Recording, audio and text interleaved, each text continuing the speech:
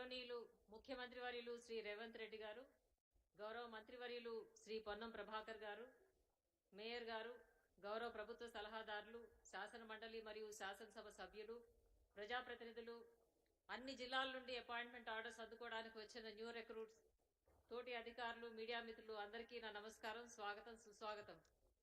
ఈరోజు ఎంతో శుభప్రదమైన రోజు. మన గౌరవ ముఖ్యమంత్రి వర్యుల చేతుల మీదుగా నియామక పత్రాలు అందుకోబోతున్న మీ అందరికీ మనస్ఫూర్తిగా శుభాకాంక్షలు. ఈరోజు 1292 మంది జూనియర్ లెక్చరర్స్కి, 240 మంది పాలిటెక్నిక్ లెక్చరర్స్కి, అంటే మొత్తం 1532 మందికి నియామక పత్రాలు ఇవ్వడం జరుగుతుంది. వీరిలో 561 మంది మహిళా అభ్యర్థులు, 971 మంది పురుషులు, 74 మంది దివ్యాంగులు ఉన్నారు. మీ అందరికీ తెలుసు, మన గౌరవ ముఖ్యమంత్రి గారు ప్రత్యేక శ్రద్ధతో, పట్టుదలతో న్యాయపరమైన చిక్కులన్నీ తొలగిస్తూ ఒక్కొక్క నియామక ప్రక్రియను పూర్తి చేసుకుంటున్నాం. ఈ రిక్రూట్మెంట్ అందుకు ఒక పెద్ద ఉదాహరణ.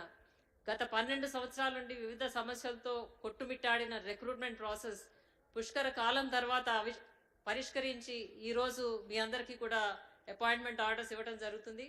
ఎంతో వెనుకబడిన ప్రాంతాల నుండి కూడా కొంతమంది అభ్యర్థులు ఈ కొలువుల పండుగలో భాగస్వాములయ్యారని చెప్పడానికి నేను చాలా సంతోషిస్తున్నాను.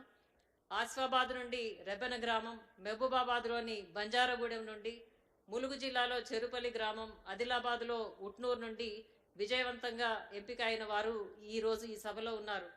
నూతన ప్రభుత్వం ఏర్పడిన నాటి నుండి నేటి వరకు 57,946 అపాయింట్మెంట్ ఆర్డర్స్ అందజేసి నిరుద్యోగ యువతీ యువకుల్లో గొప్ప స్థైర్యాన్ని ప్రభుత్వం నింపింది. మీరు చేరబోయే ఉద్యోగాలు మీకు మాత్రమే కాదు, ఎందరో తెలంగాణ విద్యార్థుల ఉజ్వల భవిష్యత్తుకు సోపానాలు. ప్రభుత్వ ఉద్యోగం సాధించి మీరు మీ కలలను సాకారం చేసుకున్నారు. అలాగే మీరు విద్యను అందించబోయే విద్యార్థుల కళలను కూడా సాకారం చేయడానికి మీ వంతు కృషి చేస్తారని నేను ఆశిస్తున్నాను.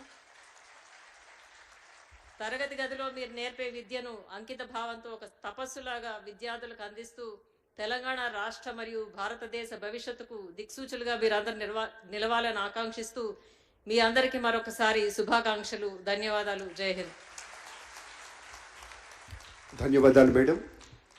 సామాజిక చైతన్యం నిలువుగా ఆవాహనం చేసుకుని ఆత్మవిశ్వాసం పెట్టుబడిగా పెట్టి అమాత్య శిఖరులుగా తమ యొక్క విశేషమైనటువంటి కర్తవ్య బాధ్యతను నిర్వహిస్తున్న గౌరవనీయ మంత్రివర్యులు శ్రీ పొన్నం ప్రభాకర్ సార్ని మాట్లాడవలసిందిగా వినమ్రపూర్వకంగా వేడుకుంటున్నాము.